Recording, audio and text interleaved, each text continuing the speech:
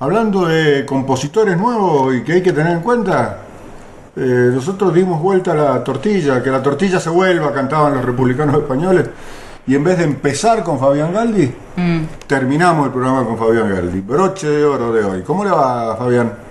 Pasado por agua, pero... Está en Buenos Aires. Está en Buenos Aires. Sí. Tenemos un móvil desde la canoa. ¿Qué le parece? ¿Pero llueve mucho? ¿Sigue?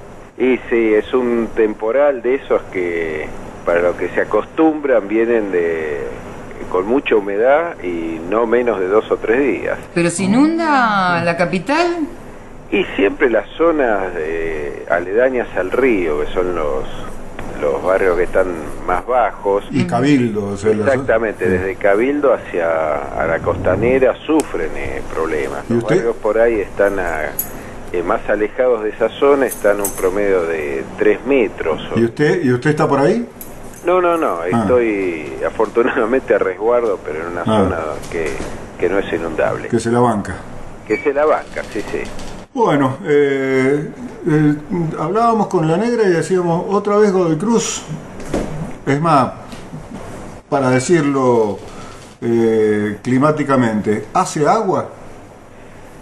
Bueno, ustedes se acuerdan que es un tema que venimos charlando y es más, públicamente les había dicho que necesitaba por lo menos 4, 5, 6 partidos como para jugar a Pumpido, no a Pumpido como técnico, sino porque la idea de juego que tiene este entrenador, que hacía un tiempo que no había trabajado, a veces necesita una reactualización, o lo que en fútbol se conoce como un plan B.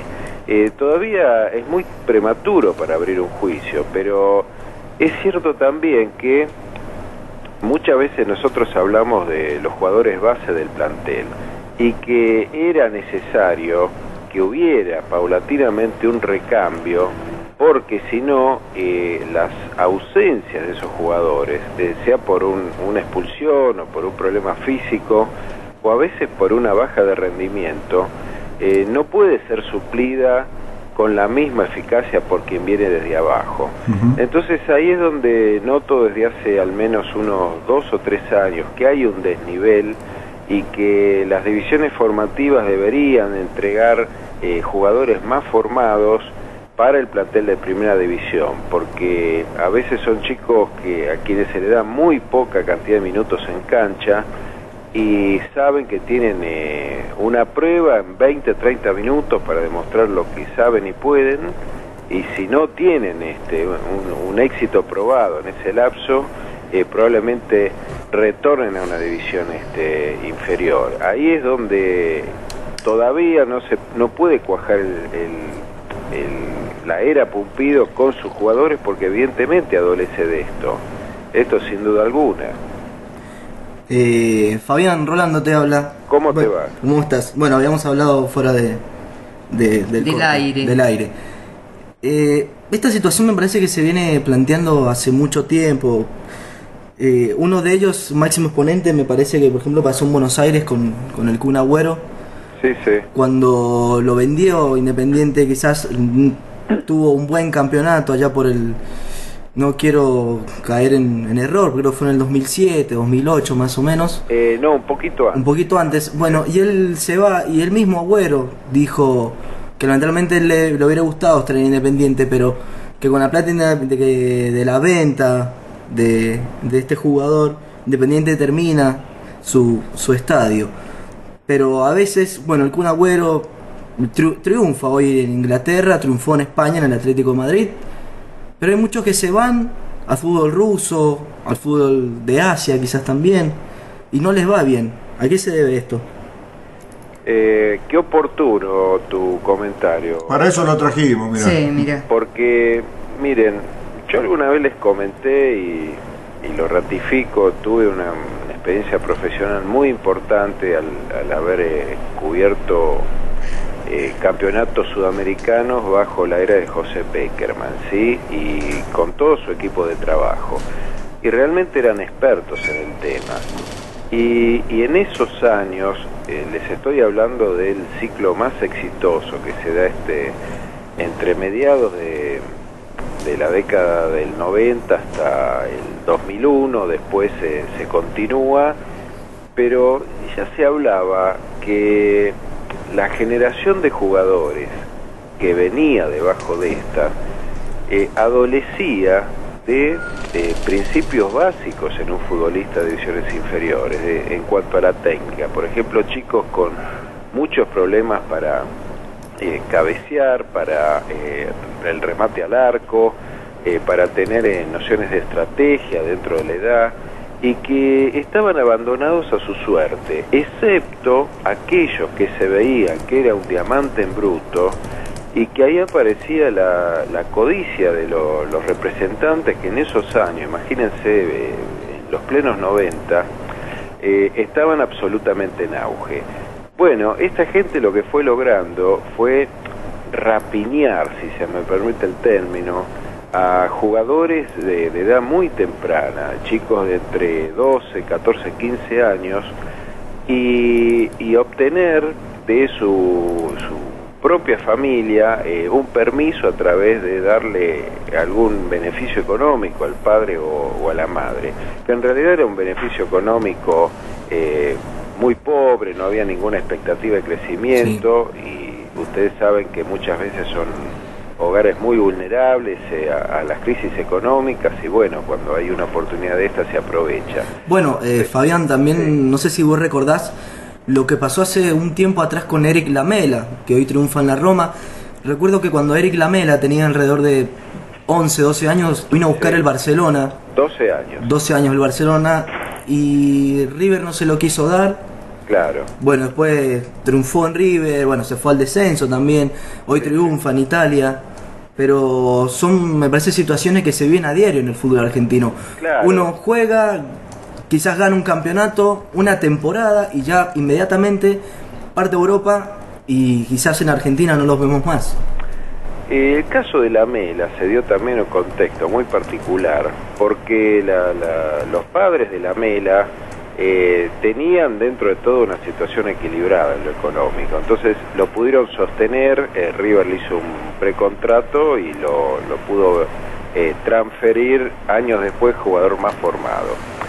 Pero casos como los de Lamela, los de Agüero, en el fútbol argentino, en los 70, terminaban jugando por lo menos hasta los 25 o 26 años en la Argentina. Por eso la calidad de los espectáculos y la técnica de esos jugadores nunca pudo ser igualada, menos en esta época. Más allá de esto, surge otro problema que excede a lo deportivo, un problema social. Se van bandadas de chicos a Europa y muchas veces van a ligas de segundo nivel, por ejemplo, Bélgica, Austria, Ucrania, Rusia. ¿Por qué? Porque los van preparando para el salto a las ligas más competitivas, que son sin duda alguna las de España, Italia, Inglaterra y Alemania. Bueno, Franco Di Santo también tuvo un claro ejemplo de esto. Claro, porque el chico después queda abandonado a su suerte, y en realidad Franco Di Santo, que había trabajado en Godoy Cruz en divisiones formativas, sí. Al propio club que empezó a trabajarlo le deja un beneficio ínfimo. Uh-huh. Entonces hay un momento en el cual no pasa solo por lo económico, el proceso de formación de un futbolista es una línea ascendente que dura alrededor de 10 años. Entonces, si esos chicos se van a los 4 o 5 años, y a lo mejor pueden amoldarse al fútbol europeo, pero pierden la condición técnica. Si no, tiene que ser un fenómeno caso Agüero, un jugador extraordinario a los 13, 14 años. Sí, son los tipos distintos, claro. A los 15 años debutó en primera.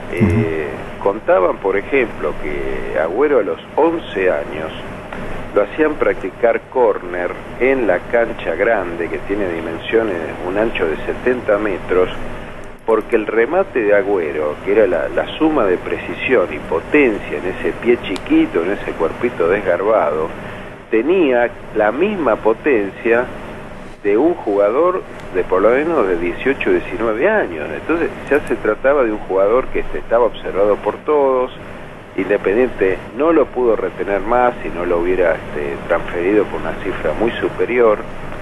Y a nosotros probablemente, si hablamos de lo que le pasa al Tomba, como a tantos clubes sí, de Mendoza, ¿dónde está hoy el eje y qué es lo que se busca en divisiones inferiores? Porque esa es la cuestión. Si los clubes hoy día, la mayoría de los clubes de primera, son vidrieras para traer jugadores que vienen de otro destino, que pueden estar 1 o 2 temporadas y después van a seguir de largo hacia otro camino, no nos quejemos cuando se van, Claro. porque cuando se trajeron se sabían las reglas del juego. En los minutitos que nos quedan me gustaría que hicieras un análisis de lo que se llama, o que nosotros llamamos el caso Silva, el caso de Sí. Santiago Silva, que no podía, pero al final pudo jugar en Boca para el campeonato local, porque en realidad había sido adquirido para la Copa Libertadores. Mira, a mí no me gustó cómo se manejó el tema y esto no le quita mérito a una extraordinaria campaña de Boca, sin duda alguna, un equipo equipo y plantel, que marca la diferencia con el resto. A veces juega apretando el piloto automático, pero el caso de Silva, me parece que hubo un exagerado manejo del recurso de la duda, por así llamarlo, porque no quedaba claro si el jugador, después de haber vestido 2 camisetas diferentes en una misma temporada, podía ser pasible de una excepción. Y para que esta excepción llegara, hubo un visto bueno desde el presidente de la AFA, y sabemos lo que pasa, a veces sin necesidad de votar, la sola palabra de él termina condicionando al resto. Entonces, si esto ha sido otra señal de poder de Grondona, bueno, es muy probable, pero mi impresión es que esto es muy personal. Boca no necesitaba de esta maniobra, ¿sí? Porque su grandeza no tiene que ver con este tipo de pequeñeces.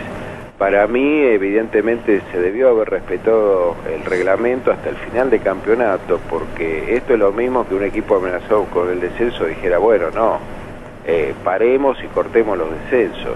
Cuando lo hizo Abdo, el presidente de San Lorenzo, en febrero, fue el hazmerreír de sus colegas. Y bueno, evidentemente los reglamentos Fabián, perdón que te corte, sabemos que no se mide con la misma varita a los equipos grandes, River, Boca, Independiente, que los equipos denominados chicos o del interior quizás.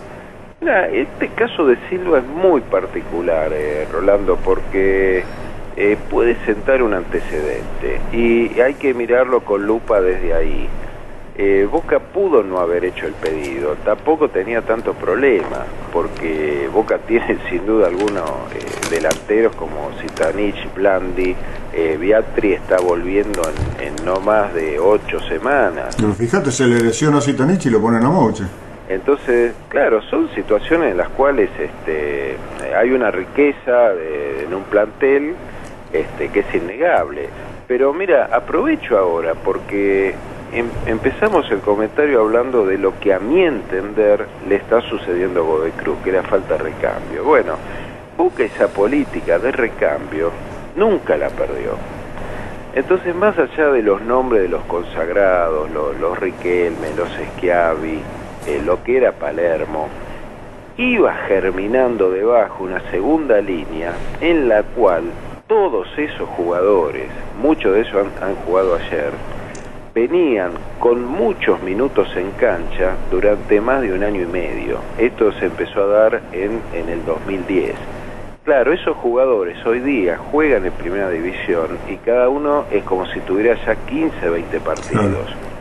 Entonces, por eso, no le pidamos por ahí al chico que un día quizás Pumpido saque de la reserva y ponga en primera, que en 15 minutos demuestre todo. Démosle muchos 15 minutos, porque a lo mejor ese chico en el 2013 es una opción de recambio válida.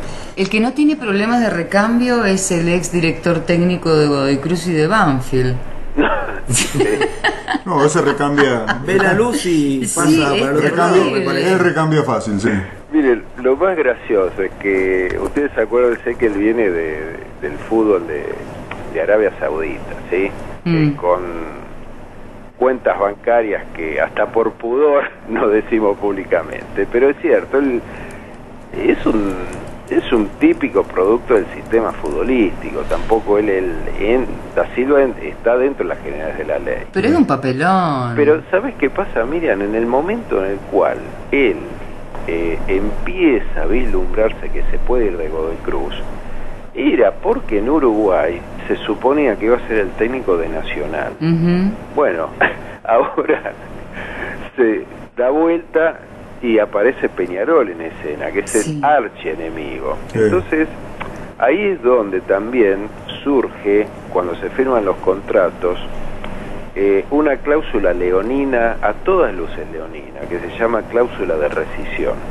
Esto es otra maniobra que se usa en futbolistas y en entrenadores, por la cual, si un club quiere quedarse con tal jugador o tal entrenador, ni siquiera produce un conflicto, porque paga la cláusula de rescisión y el club contratante está obligado a liberarlo. Sí, pero yo no le prestaría la firma ni ahí, le digo. Pucha, yo le iba a pedir. Fabián, volvés, ¿no? Estoy el domingo de vuelta. Bien. Así que el lunes estaremos. El lunes te tenemos aquí sequito. Sí, y además vienen dos partidos muy importantes, pero muy importantes para Godoy Cruz. Claro. Dos partidos de local, en los cuales al menos con 4 jueves por puntos Copa de 6, Libertadores. 4 puntos de 6 se calman la fiera, pero menos de eso probablemente empiece a haber quizás Rumores. ¿Y cuáles son? de volver a hablar las cosas. ¿Cuáles son los partidos? Y el jueves con El Nacional. jueves con Atlético Nacional de Medellín, que llega mañana a la noche a Mendoza. Sí. ¿Y los dos partidos? ¿Y El otro es con Arsenal de Sarandí. El otro con Arsenal de Sarandí. Por el torneo Aquí en Mendoza, local. también. Sí. Bien. Bien, un gran abrazo. Igualmente, chicos. Cuídese. Chao.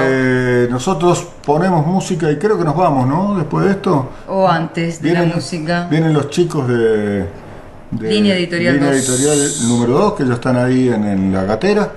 El señor Claudio Cañoli. Hola, Claudio. Nos Te saludamos bancó, tarde. nos puso a Liliana Herrero, Qué nos bonito. puso y esas cosas. Y ahora no sé cómo se la da.